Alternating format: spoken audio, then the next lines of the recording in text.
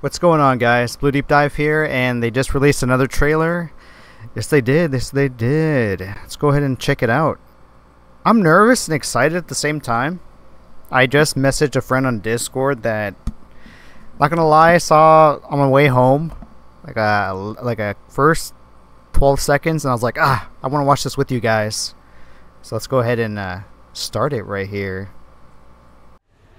Welcome to Harry Potter Quidditch Champions. Your next chapter in the Harry Potter universe takes flight as you're finally able to immerse yourself in the enchanting world of Quidditch.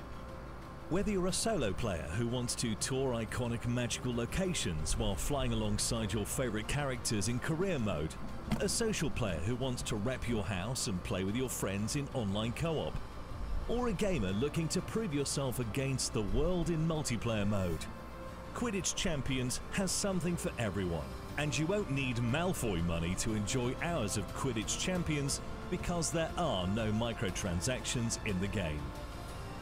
That's what I'm worried, guys. No microtransactions. They should put it in there. Battle passes, skins and stuff to keep the longevity of the game.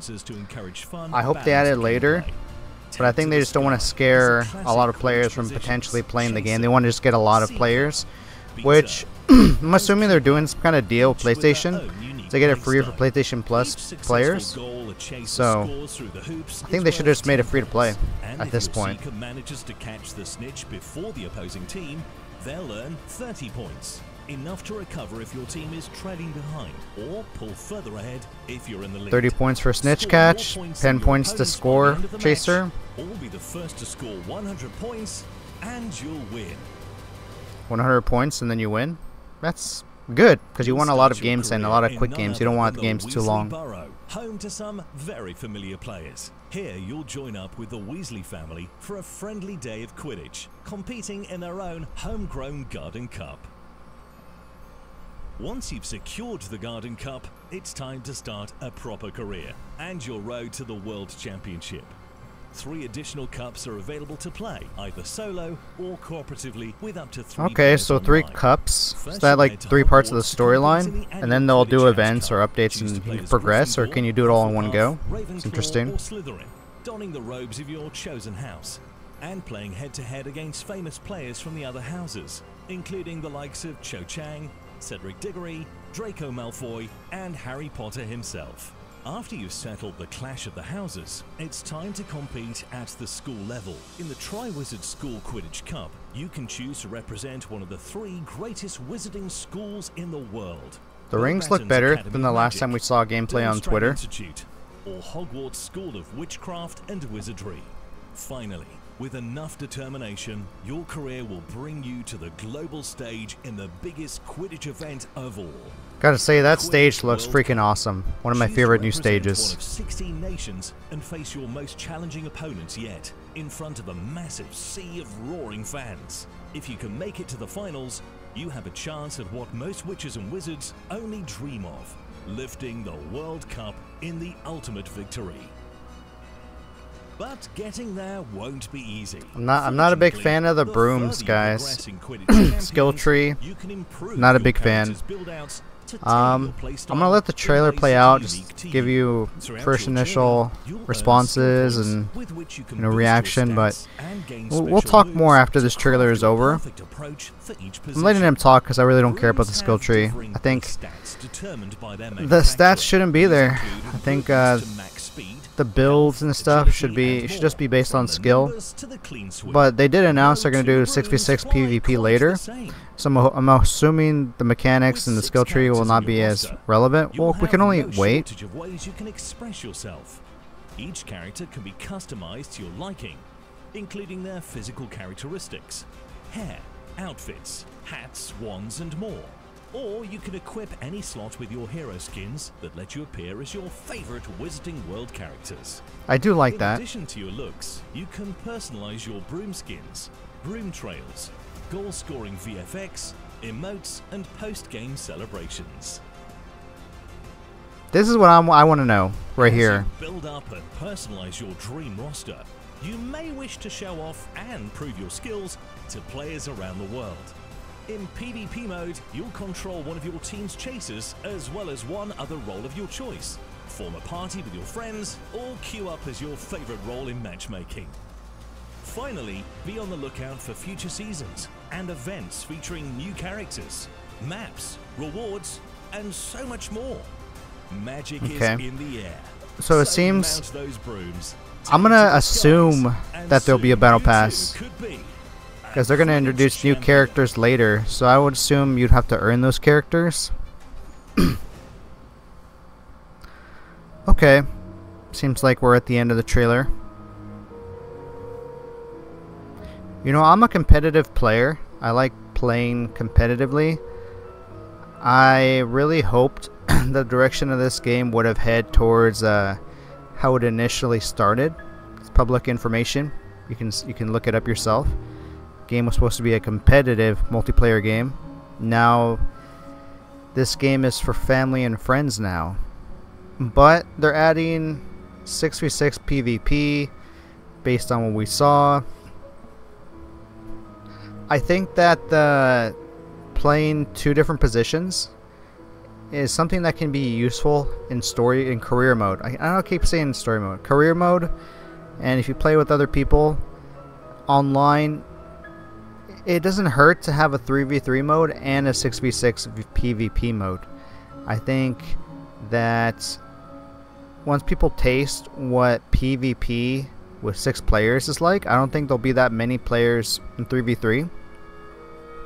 I think the way that everything appears right now, because I look at I look at it as a player first, not like a fan only. Like, I look at the things that they're bringing up, and the brooms, the different builds, the skill trees, and I mean, those have its limits with basically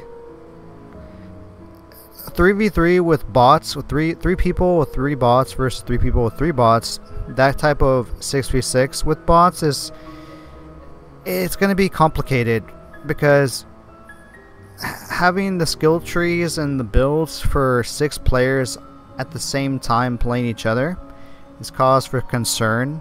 I think that things need to change mechanically in order for that to work, because the way that they're presenting it, it's going to seem like very unbalanced.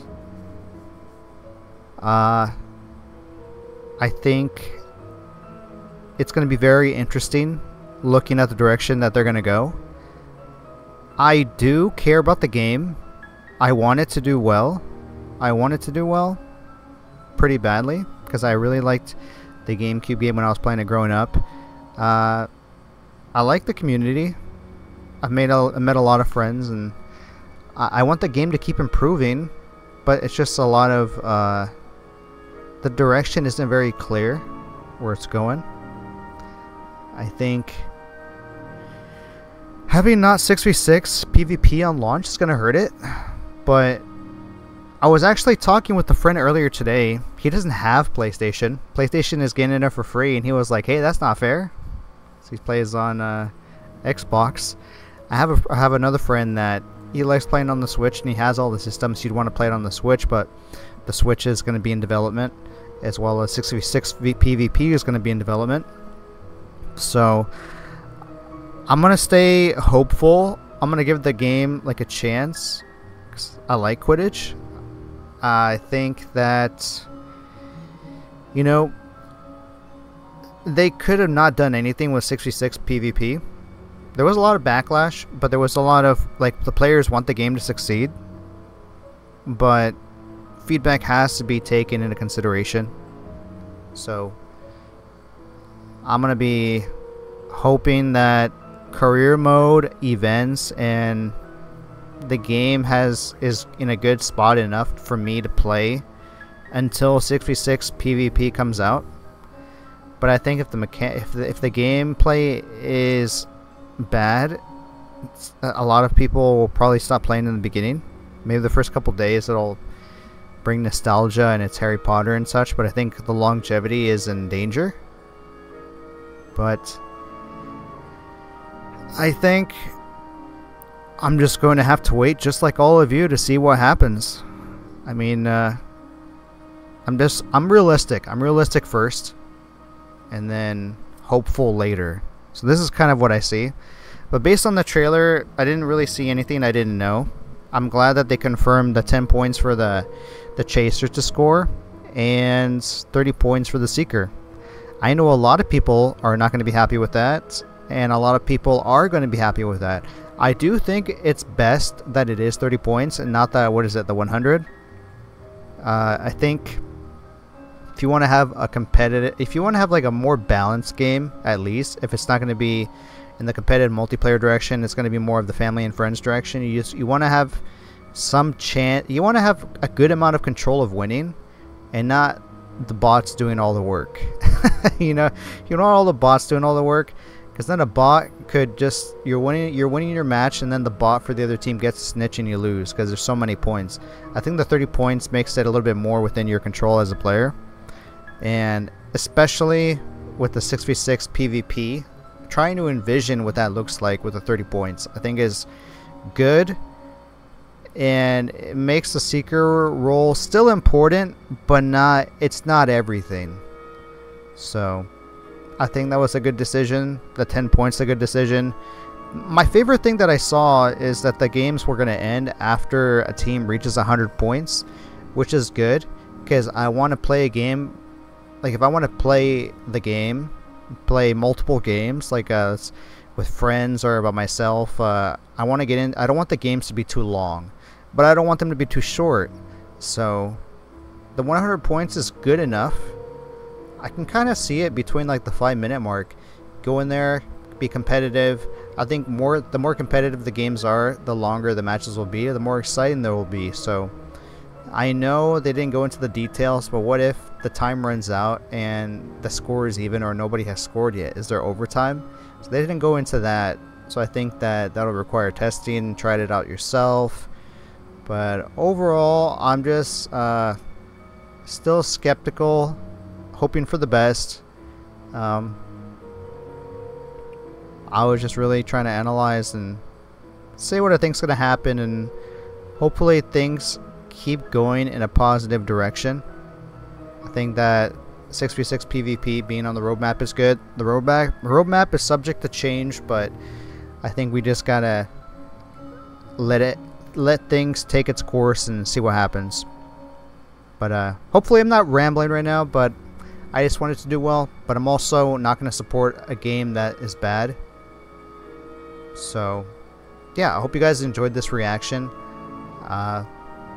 Looking forward to the things that get released within the coming days, because Quidditch is almost here, guys. It's almost here, and maybe a 6v6 PvP will come sooner than expected. So I hope you guys enjoyed. I'm going to try to keep up to date, and I'll talk to you guys later. Man, everyone's so nice on this game, and I'm just like an absolute dickhead. Pretending to be like a decent guy. Blue Y! Blue Y! Alright, Blue, you need to make a Swifty shirt that is just a potato. Yes. Alright, baby. Alright, see you there. Hey, mister, take your bitch. Take her for a trip. Fly her to New York. Got my name on all her tits. Ready yes, up, I took Pudge. his lady. Took his baby. Had to find a new bae. Yeah, I missed my boo, and that's what you say. Play together. God, stop.